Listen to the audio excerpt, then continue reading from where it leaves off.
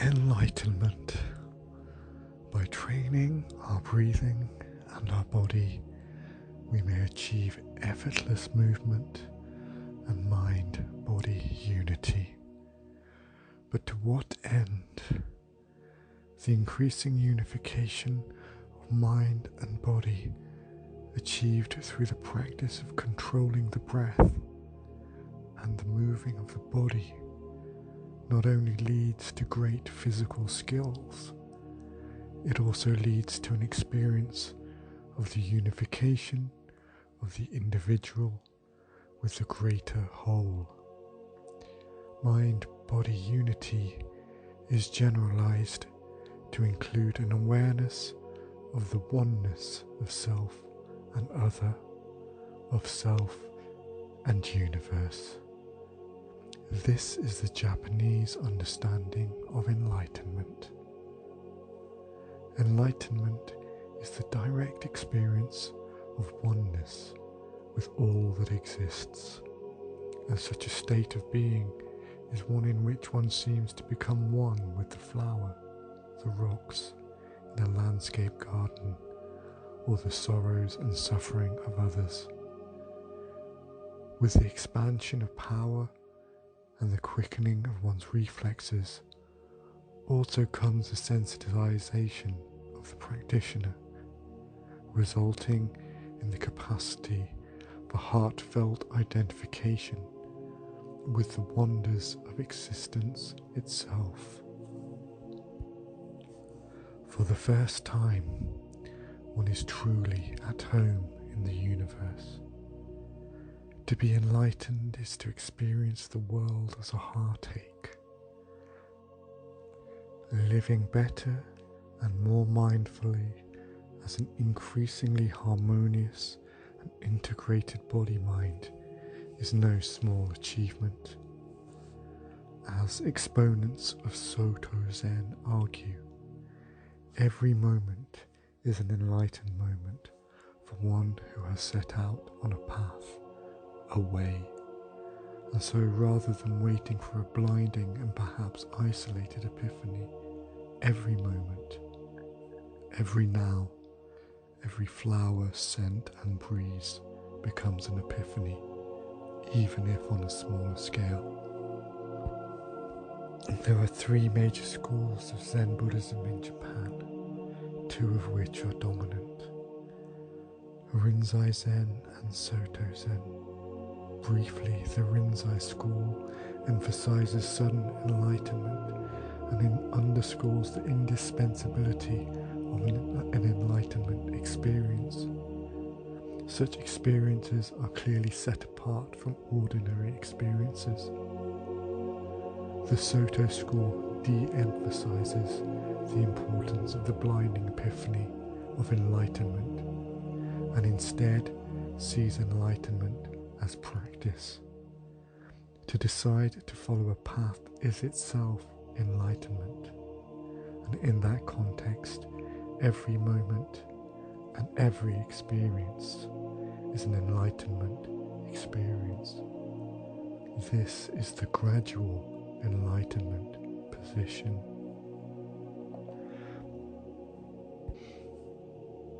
One's perception of self and world have been remarkably altered, and continued practice will both sustain that transformation and open the door to further developments. Self-transformation is the meaning content of self-cultivation. To achieve excellence, to become what you are capable of becoming in and from your depths, is what self-cultivation and self-transformation seek. Cultivation means a development in personality, and it is from this that the strongest ethical insights arise. To see the other, whether human or not, whether sentient or not, as a source of wonder and delight, of worth, and as a potential friend, is a profound foundation for thinking and acting ethically. it is a way of being in the world which seeks to preserve and nurture, to embrace and assist whenever appropriate. It is a reverence for all that exists. One of the central insights of practice is the folly of egoism and the recognition of the many delusions which result from the concern for one's ego. It was the Buddha who taught that we will come to see the world as it really is through a practice which leads to a state of non-ego. Of course, Buddhist practice includes following the precepts and ethical forms for daily living, such as refraining from killing, stealing, lying, adultery, and the consumption of intoxicants. But the source of them all is the original insight of enlightenment. While the notion of cultivation is closely tied to Buddhism, its adaptation by the Japanese affected many aspects of their culture. Many of the artistic practices of Japan are methodologies of cultivation. Indeed, it would seem that any artistic practice taken in the broad sense can be viewed as self-cultivational practice leading to enlightenment for those with a dedication to pursue a practice with such diligence and seriousness of purpose. While the phrase leading to enlightenment should be taken to mean that it is enlightenment that is sought, enlightenment is to be found directly in the practice itself. Writing poetry mindfully or being thrown by a partner in Aikido is precisely where enlightenment is to be discovered. As a model of human living, the various practices can be taken to provide a general methodology for the living of all aspects of one's life.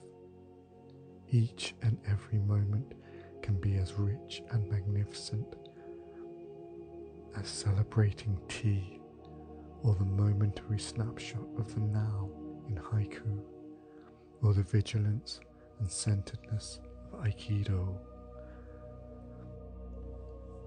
Once more, Yuasa hints at the ethical significance of the cultivation when he asks, "Isn't the most truly important thing for human beings the act of enhancing one's own mind and heart, while nurturing the soul which harmonizes with others?"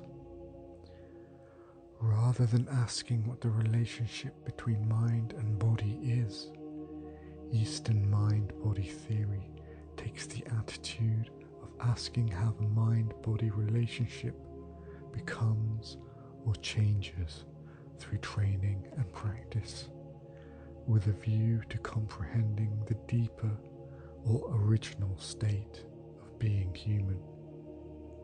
Theory and practice are inseparable, as are mind and body. To train the body is to train the mind, and as will be seen particularly clearly in Aikido, to train the mind is also to train the body.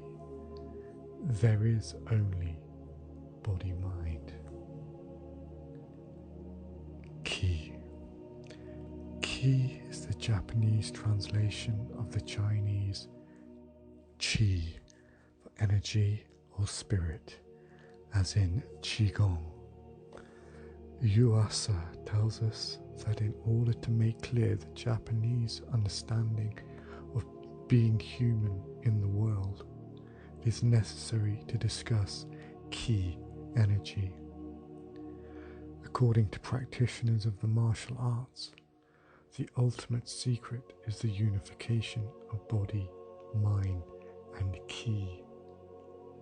Ki can be thought of as an energy that flows through the body and through the entire universe, and it is referred to as mind, and is centered specifically in the lower abdomen, the Seika Tanden. Paying attention to and developing the Tanden, also referred to as the ocean of Ki, is fundamental to the martial arts, according to many practitioners. It is not unimportant that this area, just 2 or 3 inches below the navel, is referred to as mind or consciousness. It points to a central aim and capacity in the martial arts, the unification of mind and Ki.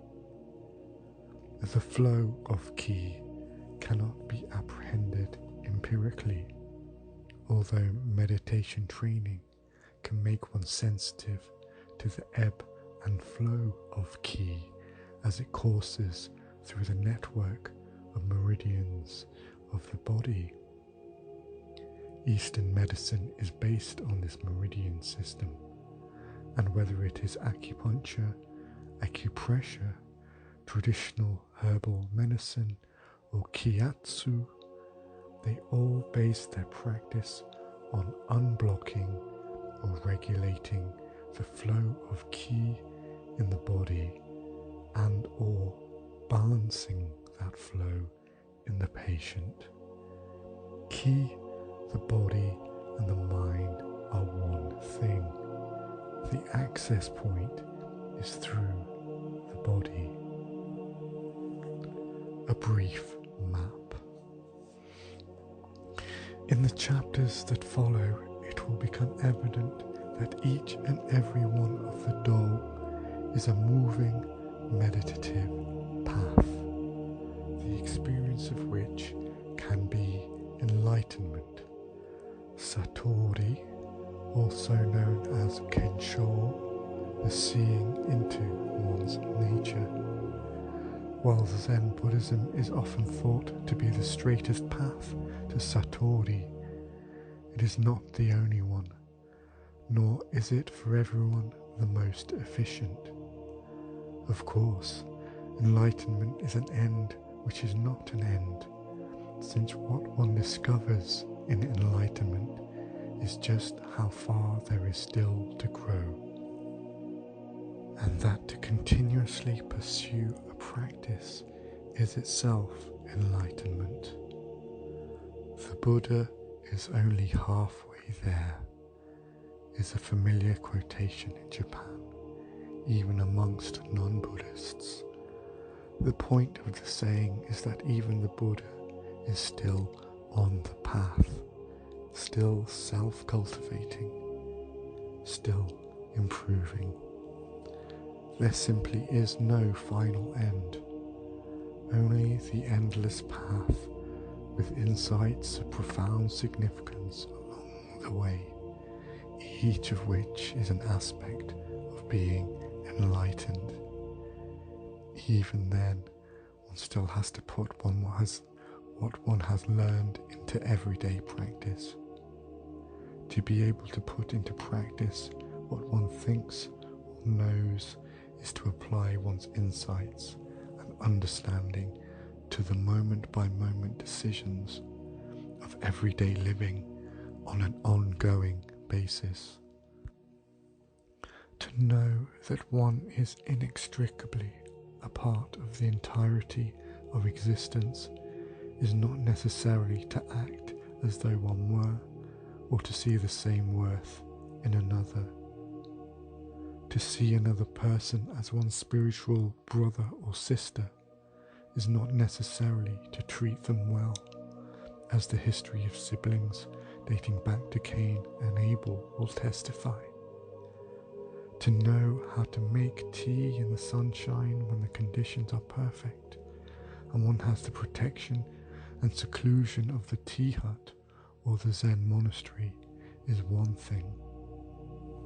But to be able to make tea properly when the conditions are less than ideal and not at all as planned, when the guests or members of the audience are disinterested, already holding grudges against each other, grieved by an illness or death, financially overwhelmed, and all of this is taking place in a noisy gymnasium for purposes of demonstration, requires a master who is able to rise above the difficulties and the conflicts to create an atmosphere where the tea spirit is as evident as ever.